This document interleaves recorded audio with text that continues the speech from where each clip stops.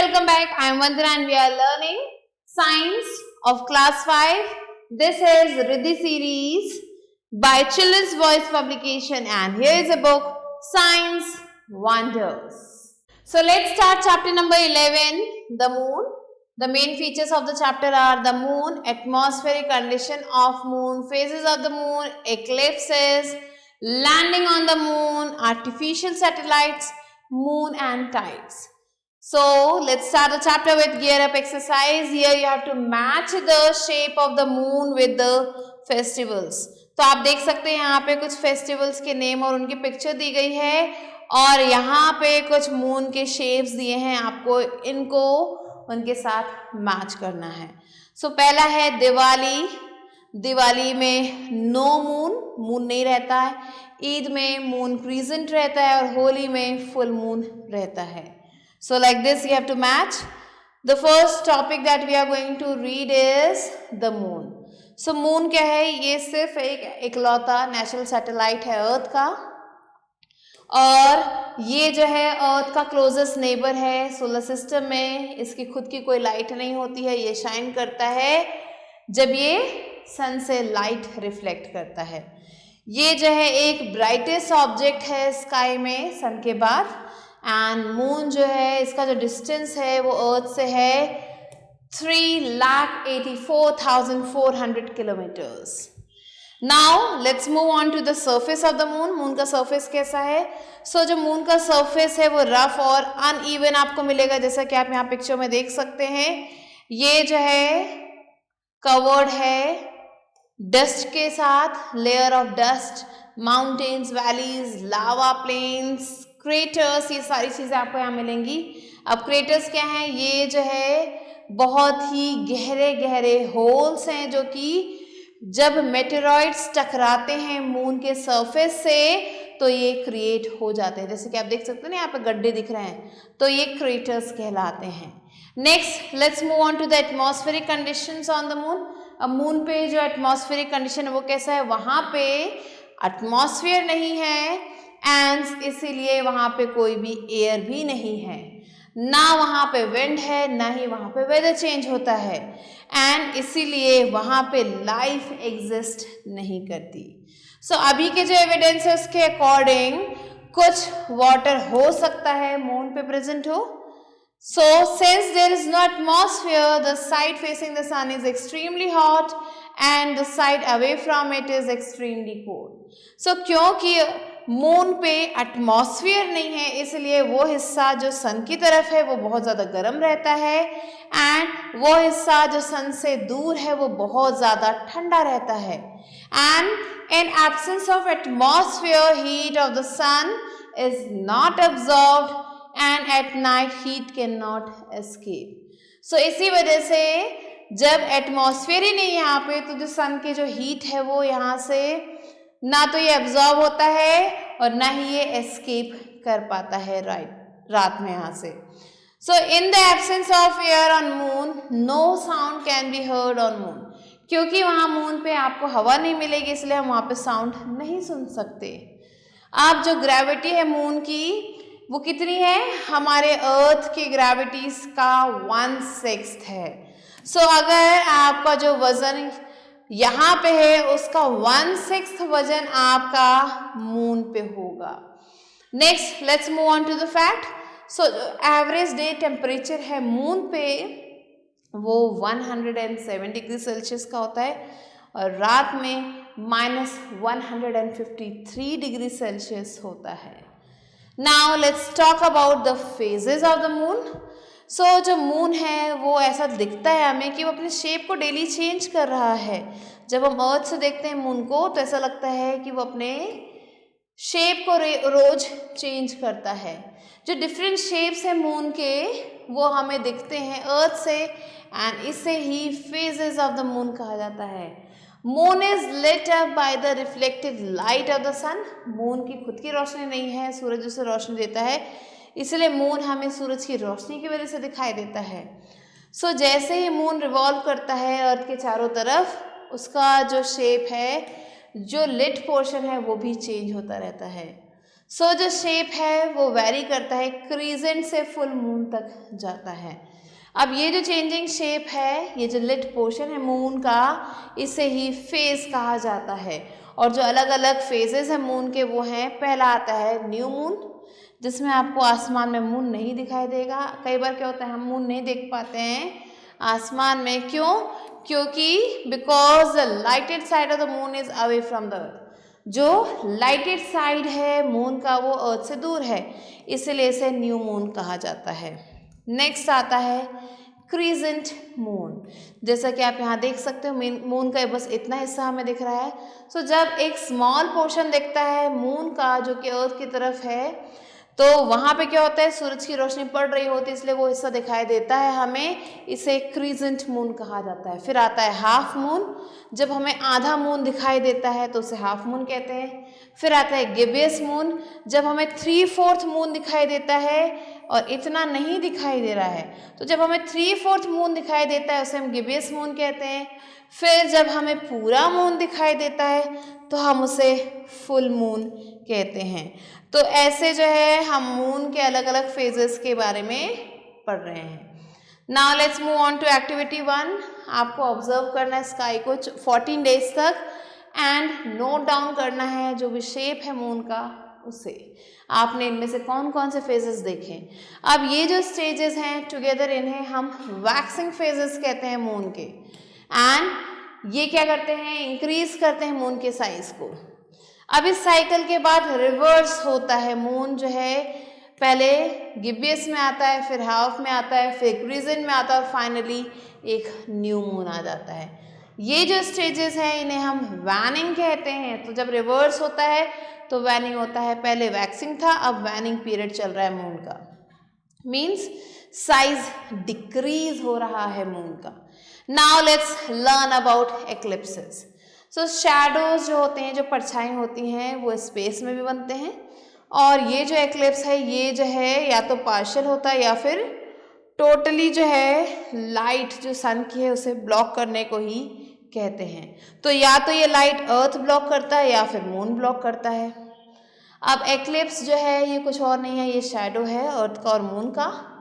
And eclipse होता है जब सन, अर्थ और मून तीनों एक स्ट्रेट लाइन में होते हैं। और कई बार क्या होता है, कुछ हेवनली बॉडीज जो है बीच में आ जाती हैं जो कि अपना शैडो डालती हैं, एंड जिसकी वजह से पार्शली या फिर पूरी तरह से जो दूसरे ऑब्जेक्ट्स हैं वो छुप जाते हैं सन से।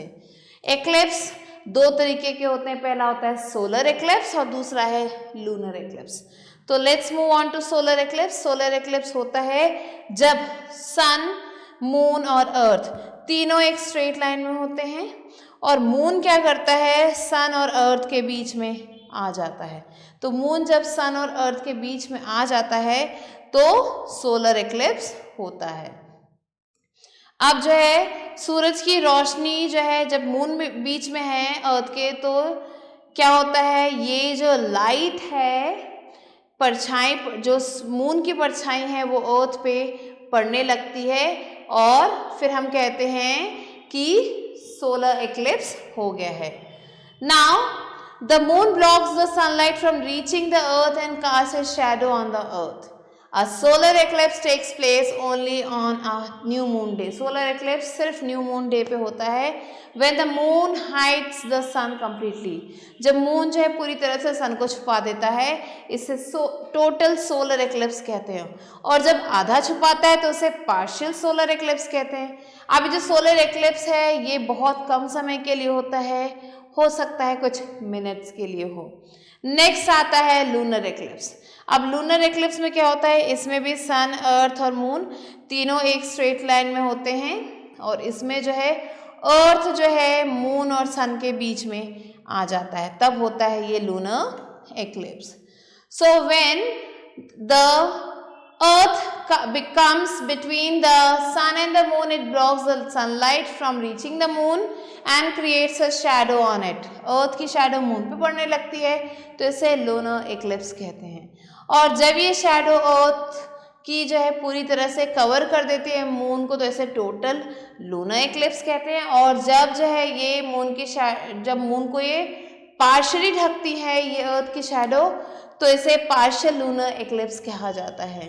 लूनर एक्लिप्स जो है ये जो है एक लंबे ड्यूरेशन के लिए होता है and it can be watch safely with the naked eye. इसे हम नेकेड आई से आराम से देख सकते हैं। लूनर एक्लिप्स होता है जब फुल मून डे होता है। Now let's move on to landing on the moon. So the first person to his step on the moon was Neil Armstrong. Neil Armstrong ने 20 जुलाई 1969 को अपना पहला कदम रखा था मून के सरफेस पे। उनके साथ साथ कौन कौन गए थे? उनके साथ थे एडविन ऑल्ड्रिन और माइकल कॉलिंस, और ये 3 अमेरिकन एस्ट्रोनॉट्स मून पे गए थे एक स्पेसक्राफ्ट में जिसका नाम था अपोलो 11। अब जो माइकल कॉलिंस थे वो क्या कर रहे थे? वो सर्कल कर रहे थे मून का, लेकिन वो अंदर ही थे स्पेसक्राफ्ट के। And they bought back rock samples to earth. वहाँ से ये जो एस्ट्रोनॉट्स थे ये रॉक सैंपल्स लाए थे अर्थ तक, which have helped scientist gather a lot of information about the moon, जिसकी वजह से साइंटिस्ट बहुत सारी इंफॉर्मेशन जो है मून के बारे में इकट्ठा कर पाए। अब इन spacecrafts and after this many spacecrafts have visited the moon। अब इन spacecrafts के बाद बहुत सारे spacecrafts जब मून पे गए, वहां से गए और बहुत सारी इंफॉर्मेशन लेके आए। Now let's learn about the artificial satellites। So ये जो artificial satellites हैं these are man-made satellites। ये man-made satellites हैं जो कि मैन ने बनाया है और लॉन्च किया है स्पेस में, जो कि क्या करते हैं? कंटिन्यूसली ऑर्बिट करते हैं अर्थ के चारों तरफ और किसी भी दूसरे हेवनली बॉडी के चारों तरफ, और वहाँ से इंफॉर्मेशन लेके हमें सेंड करते हैं। ये जो आर्टिफिशियल सैटेलाइट्स हैं ये लॉन्च किए गए हैं स्पेस में रॉकेट्स की मदद से। एंड जो पहला आर्टिफिशियल सैटेलाइट था वो था स्पुतनिक 1, जो कि लॉन्च किया गया था सोवियत यूनियन के द्वारा 1957 में। जो पहला आर्टिफिशियल सैटेलाइट था वो लॉन्च किया गया था इंडिया के द्वारा, वो था आर्यभट्ट, एंड वो लॉन्च किया गया था 1975 में। कुछ दूसरे भी सैटेलाइट्स लॉन्च किए गए थे इंडिया के द्वारा, वो थे Bhaskara, Rohini, Apple, INSAT 1A, INSAT 1B, INSAT 2C, INSAT 3B and INSAT 3C। सो ये सारे सैटेलाइट्स इंडिया के द्वारा भेजे जा चुके हैं स्पेस में। कुछ दूसरे सैटेलाइट्स जो कि लॉन्च किए गए थे यहाँ पे, तो उनके नाम है कार्टोस्टैट सीरीज जो कि रिमोट सेंसिंग सैटेलाइट है, फिर है जीसैट सीरीज, फिर है सरल और एर्नेस। सो ये कुछ सैटेलाइट्स हैं। यहाँ पिक्चर आप देख सकते हैं स्पुतनिक 1 की। Now let's move on to the uses of artificial satellites. क्या क्या यूजेस हैं इन आर्टिफिशियल सैटेलाइट्स के?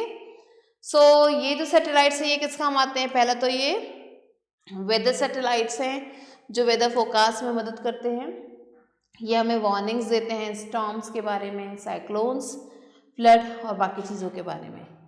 फिर आते हैं साइंटिफिक रिसर्च सैटेलाइट्स। ये हेवनली बॉडीज़ के बारे में पढ़ने के लिए या स्पेस के बारे में पढ़ने के लिए मदद करते हैं। फिर आते हैं कम्युनिकेशन सैटेलाइट्स। ये क्या करते हैं? रिसीव करते हैं और ट्रांसमिट करते हैं रेडियो सिग्नल्स को, एंड ये यूज़ करते हैं, they are use for radio. इन्हें रेडियो के लिए, टीवी, फ़ोन, इंटरनेट ट्रांसमिशंस के लिए यूज़ किया जाता है। नेक्स्ट है नेविगेशन सैटेलाइट्स। ये हेल्प करते हैं एयरक्राफ्ट्स को, शिप्स को और रॉकेट्स को अपनी लोकेशन को डिटरमाइन करने के लिए। नेक्स्ट आते हैं मिलिट्री सैटेलाइट्स। ये हेल्प करते हैं इंफॉर्मेशन को गैदर करने के लिए मिलिट्री पर्पसेस के लिए। Now let's move on to moon and tides. अब मून और टाइड्स के बारे में हम पढ़ेंगे।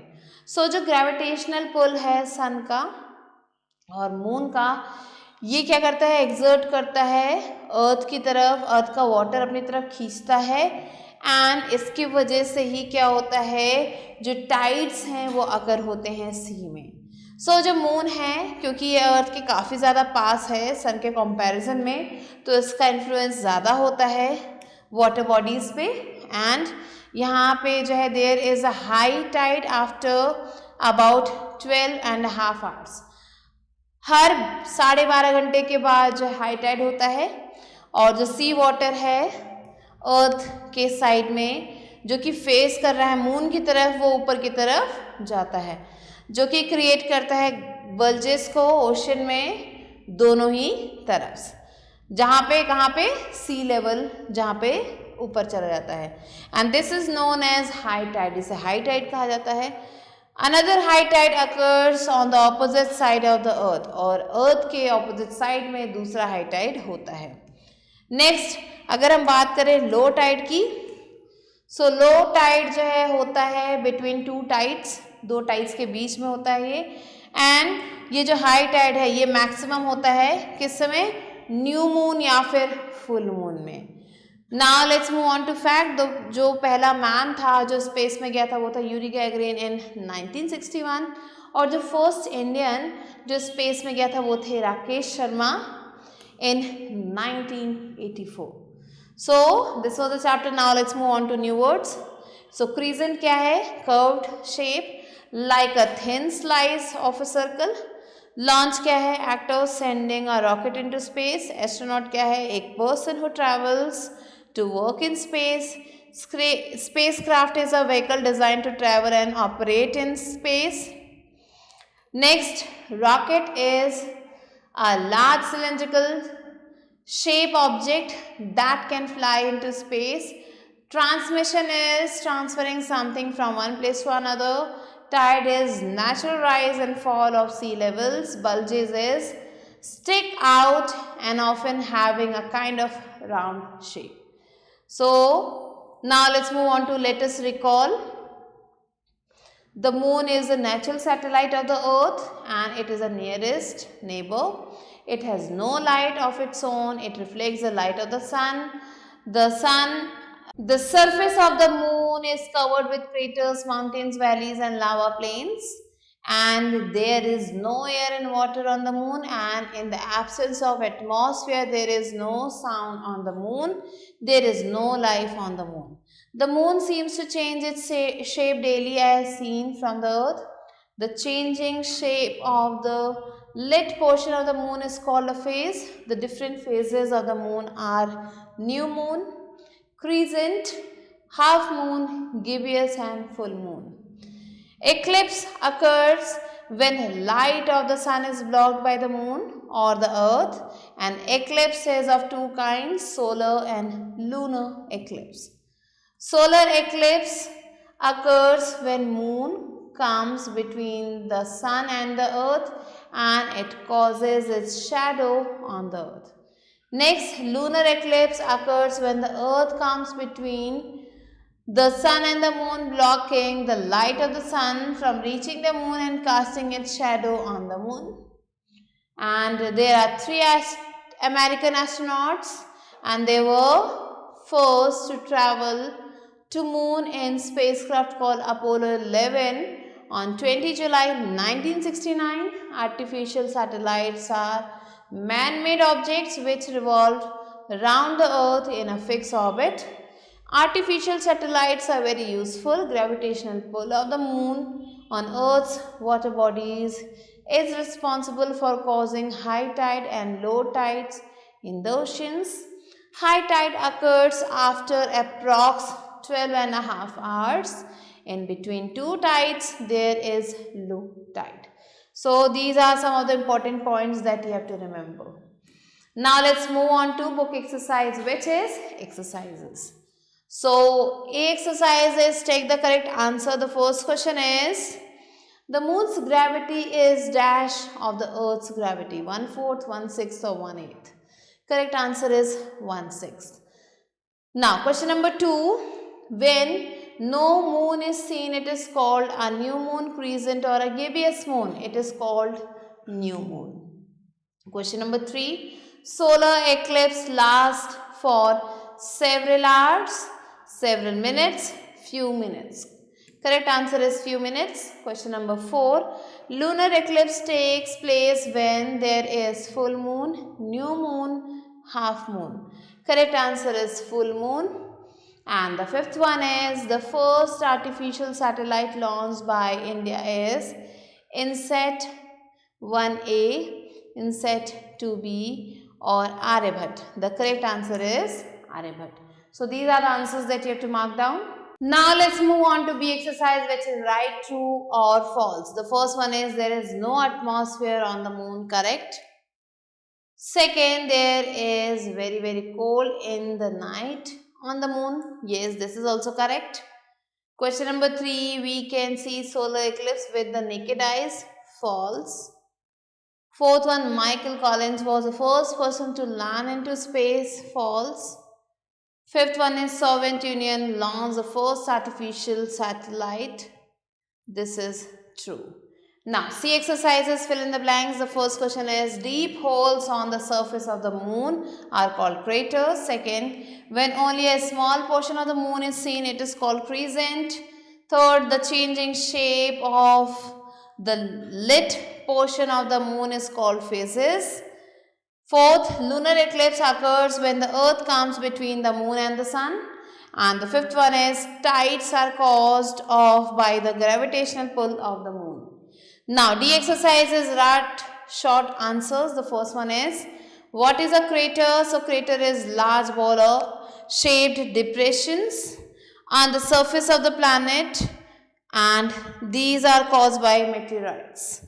Next, question number 2, what are the different phases of the moon? So, the different phases of the moon are new moon, crescent moon, then half moon, gibbous moon, and then full moon. So, these are the answers. Now, let's move on to question number 3, what is an eclipse? Now, question number 3 is, what is an eclipse? So, eclipse is an astronomical event when one celestial body partially or totally blocks the light from another body. Next, question number 4, who were the 3 astronauts who traveled to the moon in Apollo 11? So, the 3 astronauts were Neil Armstrong, Edwin Aldrin, and Michael Collins. Question number 5, what are artificial satellites? So, artificial satellites are the man-made satellites, and these are launched by the humans in space through rocket. Next, question number E is, answer the following questions. The first question here is, describe the surface of the moon. So, the surface of the moon is full of craters. There is no air present there. It is full of dust. There are many debris and craters there, and also there are many mountains. There is no water there. There is no atmosphere, and because of which life is not possible. And because there is no atmosphere, so when the light of sun that gets on the surface of the moon, it is really very hot, and the other side, which is not facing the sun, it is very cold. Now, question number 2, why life does not exist on moon? So, life does not exist on moon because there is no air or water or atmosphere there. Question number 3, what do you mean by the waxing and waning phases of the moon? So, the waxing phase is the increasing size of the moon, and from illumination it increases and it converts from new to full moon. When we talk about waning phase, so the illuminated portion decreases here and the moon converts from full moon to new moon. Next, differentiate between lunar and solar eclipse. So, lunar eclipse occurs when the earth comes in between the sun and the moon, and the shadow of the earth it puts on the moon, and moon is not visible. When we talk about solar eclipse, so it occurs when the moon comes in between the sun and the earth, and the shadow of moon it comes on the earth, and sun is not visible. It can be partial, it can be full. Next, question number 5, how are high tides caused? So, high tides are caused by the gravitational pull of the moon, and this gravitational pull occurs because moon is quite closer to our earth, and the gravitational pull of the moon it attracts the sea water towards itself. That's why the high tides occur. So, these are the answers that you have to write down. With this, we have completed the chapter. I hope you understood it. I'll be meeting you soon with a new video and a new chapter. Till then, stay tuned and thanks for watching.